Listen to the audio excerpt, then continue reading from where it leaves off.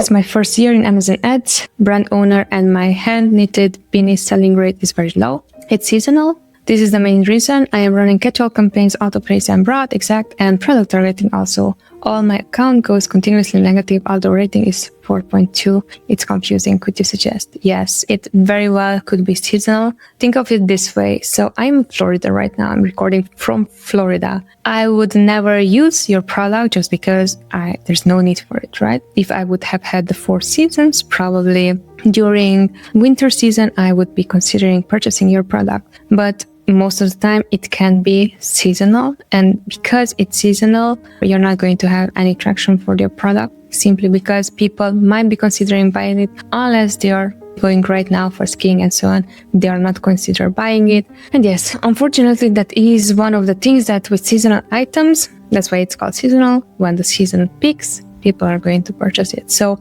it's not your efforts when it comes down running the campaigns, it's literally seasonality. And if your rating is also high, that's also the thing that it can make me think of its seasonality, the reason why.